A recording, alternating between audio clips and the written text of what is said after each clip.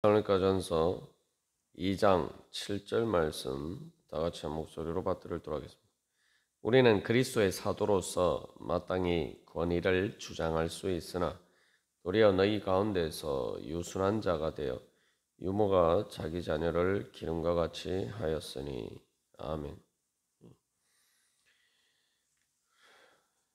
하나님의 복음은 하나님께서 우리에게 엄마처럼 젖먹이는 엄마처럼 그렇게 우리를 양육해 주시고 또 우리를 지켜 주시고 보호해 주신다는 것입니다. 그래서 우리가 이 험한 세상 가운데서도 또 그 어떤 상황에서도 늘 주님의 사랑의 품에 있는 것이 바로 또한 우리의 믿음의 축복입니다. 이제 우리가 그렇기 때문에 그런 사랑을 받았기 때문에 우리가 또 그런 믿음으로 주님 앞에 나아갈 때 기억해야 할 것은 하나님께서는 그렇게 우리를 다루시기 때문에 또한 그것은 복음을 전하고 또한 복음을 따라 살아갈 때에도 우리도 바로 그러한 방식으로 살아갈 때 하나님의 그 축복을 제대로 누릴 수가 있다는 것입니다. 그래서 이 젖먹이는 엄마처럼 그렇게 하나님께서 우리를 대하신다 할 때 이것은 하나님께서 우리를 에게 맞추시기 위해서 자기 자신을 낮추시는 그런 것을 우리가 그런 모습을 볼 수가 있습니다. 그래서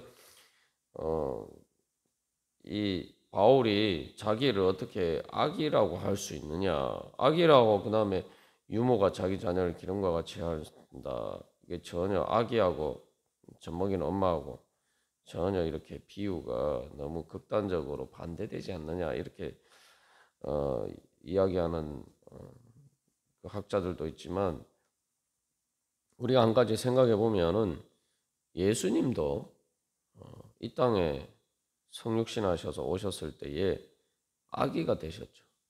구유에 서 태어나신 바로 그러한 아기가 되셨습니다. 뭐 예수님도 아기가 되셨는데 뭐 바울이 자기가 아기처럼 된다는 것이 이상할 이유가 없죠. 예수님께서 이 땅에 아기가 되신 것은 예수님은 성자 하나님이시고 모든 하늘과 땅의 모든 권세를 가지신 바로 그런 분이지만 이제 우리에게 맞추시기 위해서 그렇게 가장 낮은 자리에 그래서 구유의 아기로 오신 것입니다. 그렇기 때문에 그런 이제 그렇게 주님께서 우리에게 다가오시기 때문에 우리가 주님 앞에 믿음으로 나아갈 수가 있죠. 믿음으로 나아간다는 건 내가 주님 앞에 나아갈 자격이 있어서가 아니라 주님께서 우리를 먼저 우리에게 그렇게 먼저 다가오시기 때문에 우리가 아기처럼 무능하고 무지하고 또 무력한 존재지만 그러나 아기 같은 우리도 주님 앞에 어려움 없이 나아갈 수 있다는 것입니다. 그래서 예수님께서 또 사람들이 아기나 아이들을 데리고 주님 앞 올 때에 그것을 제자들이 이렇게 방해할 때에 그렇게 하지 못하도록 책망하시고 그리고 그 아이들을 품에 안아주시고 또 축복해 주시는 그런 모습을 볼 수가 있습니다. 거기에서 이제 젖먹이는 그 엄마처럼 우리를 대하시는 그런 하나님의 모습이 바로 그 예수님의 모습을 통해서 나타났고 또 우리가 그렇게 주님 앞에 그런기 때문에 우리가 믿음으로 우리가 젖먹이는 젖먹는 아이가 엄마 품에 안기듯이 그렇게 우리가 믿음으로 주님 앞에 우리가 나아갈 때 하나님께서 우리를 대해 주시는 그 온유하신 그 주님을 만날 수가 있을 겁니다. 그래서 하나님께서 우리를 그렇게 사랑하시기 때문에 주님께서는 우리를 온유하게 대하십니다.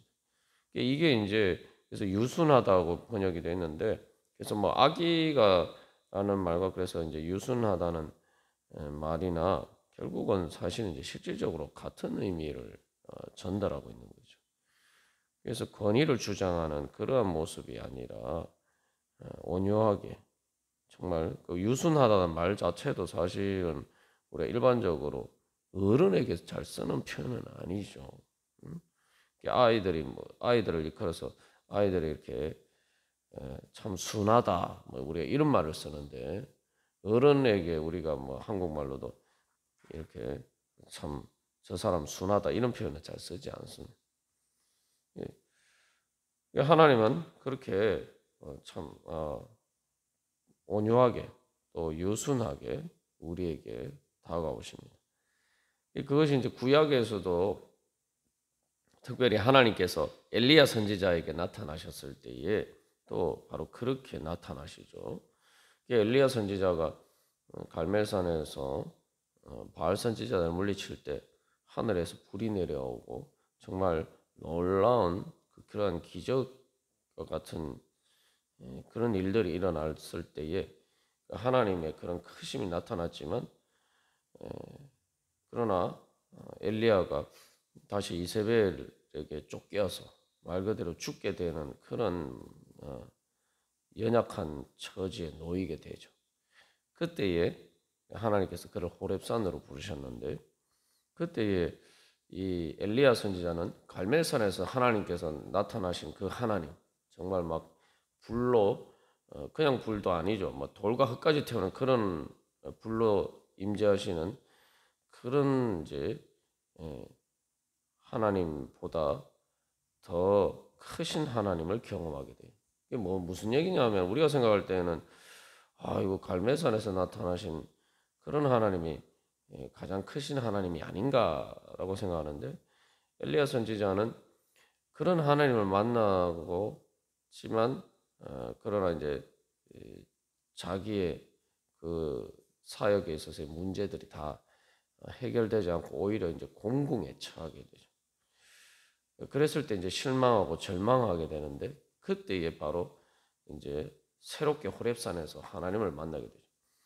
우리가 이제 그래서 엘리야도 어떻게 보면 신앙의 성장 과정, 자기 자신의 그런 하나님을 만나는 과정에 있어서 그 갈멜산에서 나타나신 하나님보다 더 이렇게 가까이, 그 하나님보다 더 가까이, 그것보다 더 가까이 하나님께 다가가서 하나님을 새롭게 만났을 때 어떻게 만나느냐. 열왕기상 19장 11절 11절에서 보면은 하나님께서 호렙산에서 나타나실 때에 강한 바람 가운데도 아니고 지진도 지나가고 불도 지나가고, 이제 이건 앞에서 그 엘리야가 다 경험한 하나님이죠. 그 모든 것 가운데 또 여호와께서 계시지 아니했다. 불 가운데도 여호와께서 계시지 아니했다. 하나님이 그런데 어떻게 나타나셨느냐? 엘리야에게 어떻게 말씀하십니까? 불 후에 세미한 소리가 있는지라. 그 세미한 소리로 다가오시는 하나님을 만나게 됩니다. 어떻게 보면 엘리야가 그 일생에서 하나님을 만날 때에 성천하기 전에 하나님을 만났을 때 자기가 엘리야가 만난 가장 크신 하나님은 바로 세미한 소리로 다가오시는 하나님이죠. 이게 인간적인 생각하고 많이 다르죠. 그래서 세미하다는 건 말 그대로 이제 세자는 이 가늘다는 의미고, 미는 미약하다, 약하다는 그런 의미죠. 실제로 그래서 이 세미한 소리라는, 세미하다라는 말은 원문상에 두 가지 단어로 되어 있는데, 조용하고 그리고 여리고 약하고 부드럽다, 이 두 가지 단어의 의미죠. 특별히 이제 이게 보면은 보통 크신 하나님에 대해서 생각할 때 이미지하고 정반대죠. 소리는 소리인데 조용한 소리. 우리가 생각할 때는 이게 사도 바울이 그리스도의 사도로서 마땅히 권위를 주장할 수 있으나, 하나님의 권위는 정말 이게 청둥 소리 같은, 지진과 그래서 강한 바람이 불고 태풍이 불고 지진이 나고 그런 엄청난 그런 큰 소리 가운데 하나님이 뭐 나타나실 것처럼 보이는데 조용한 소리라고 이야기해요. 말 그대로 조용하다는 거하고 소리, 큰 소리는 정반대되는 거 아닙니까? 어떻게 보면 소리가 잘 들리려면 큰 소리가 해야 될 텐데 조용한 소리. 그리고 여리고 약하다, 부드럽다 이 말은 성경에서 이제 부정적인 의미로 쓸 때가 많아요. 말 그대로 요셉이 꿈에서 그 이집트에 일어날 그런 흉년에 대해서 애굽에 일어날 흉년을 예언할 때에 모습, 그 바로의 꿈에서 어떻게 나타납니까? 정말 삐쩍 마른 그런 약한 그런 소의 모습으로 나타나죠. 이제 요셉이 그것을 흉년이라고 이제 해석을 해줘요. 이게 그렇게 말 그대로 말라서 약한 그런 모습. 그게 이제 다른 의미로 이제 열이다, 부드럽다. 그래서 예수님께서 상한 갈대를 끄지 아니하, 상한 갈대를 부러뜨리지 않고 또한 꺼져가는 그 약한 촛불에 그 불을 끄지 않도록 하나님께서 해주신다. 그런 말씀도 있는 것처럼 하나님께서는 어떻게 보면은 우리가 생각하는 것과 정반대의 이미지로 다가오시는데 그게 엘리야가 하나님을 만났을 때에 그 인생에서 가장 크신 하나님을 만났을 때 그렇게 만났다. 그래서 성경에서도 하나님이 이 땅에서 하나님의 계시가 나타날 때도 가장 완전하게 나타날 때 예수 그리스도를 통해서 나타났어요. 그런데 예수 그리스도의 모습을 보면은 인간적으로 보면은 말 그대로 세미한 소리 같은 그런 모습이에요. 그게 바로 십자가를 진 예수님 모습이죠. 그렇기 때문에 이제 사도 바울이 7절에서 이야기하고 있는 이러한 복음을 전하는 방식이 바로 예수 그리스도의 그 계시의 방식과 똑같다고 볼 수가 있죠. 그렇기 때문에 우리가 이제 육신의 눈으로만 판단을 하면은 복음을 믿기가 쉽지 않죠. 데살로니가 교회 교인들이 그렇기 때문에 그 하나님께서 믿음을 그들에게 주셨다는 것을 알 수가 있습니다. 왜냐하면 바울의 모습을 또 보면은 인간적으로 보면은 정말 이 약한 모습, 고난 가운데 있는 바로 그러한 모습입니다. 그런데도 데살로니가 교회 교인들은 그 바울이 전한 복음을 믿었죠. 그것은 정말 약해서가 아니라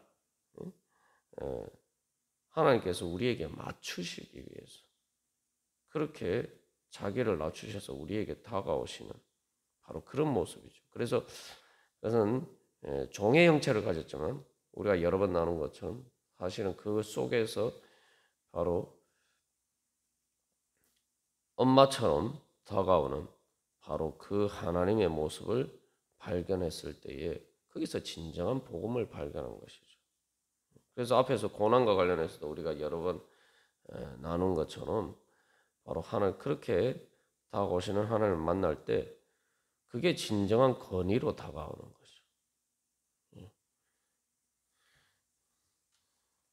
그래서 하나님께서 우리에게 이제 그렇게 다가오시고 또 우리가 하나님 또 교회가 가운데 복음의 역사가 나타날 때 그 복음을 전하는 방식도 이제 그렇죠. 이제 복음을 전할 때도 보면 실제로 보면 그렇습니다. 가끔 전도를 할 때도 그렇고 교회 사역도 마찬가지. 이게 마치 그 당사자에게는 별로 유익이 없는데 마치 우리가 아쉬운 것처럼 그러니까 복음을 사실은 받는 사람에게 필요한 것이 복음이. 교회에서 신앙을 성장하도록 양육하는 것도 그 당사자가 이게 사실은 필요한 거죠. 그런데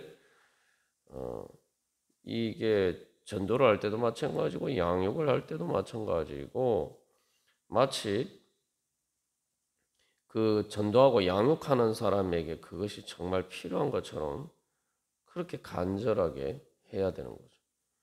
정작 당사자보다 복음을 전하고 양육하는 사람이 더 간절해요. 그게 그러니까 인간적으로 보면 그게 이제 약해 보이는 거죠. 그러니까 우리가 이제 자녀를 양육할 때도 보면 그렇지 않습니까? 자녀를 양육할 때도 사실은 뭐 공부를 하거나 여러 가지 성장 과정에서 아이에게 필요한 일이 있는데 아이는 사실 그것을 절실하게 느끼지 못할 때가 많아요. 그러나 부모 입장에서는 그것이 아이를 위해서 절실하게 필요한 것인지 알기 때문에 그것을 위해서 그렇게 사실은 아이보다 더 간절하게 그렇게 또 양육을 하죠. 그것은 아이는 자기가 거기에서 정말 사실은 뭐 부모에게 필요한 게 아니라 자기 자신한테 필요한 일인데 부모는 자기 자식을 자기 자신처럼 사랑하기 때문에 자기가 필요한 것처럼 그렇게 절실하게 느끼고 그 아이는 자기에게 절실하게 필요하지만 아이는 아직 어려서 잘 알지 못하기 때문에 절실하게 느끼지 않는다 이 말이죠. 그러다 보니까 결국 이게 복음을 전하고 양육하는 사람이 더 이렇게 절실하게 되죠. 뭐 우리가 전도를 할 때도 마찬가지지 않습니까? 그래서 정작 예수를 믿어야 되는 당사자보다 그 복음을 전하고 양육하는 사람이 더 간절히 기도하죠. 그게 이제 뭐 우리가 이제 그 양육의 과정에서 보면은 일반적으로 일어나는 일입니다. 이제 아이가 철이 든다는 거, 성장한다는, 성숙해진다는 건 무엇을 의미합니까?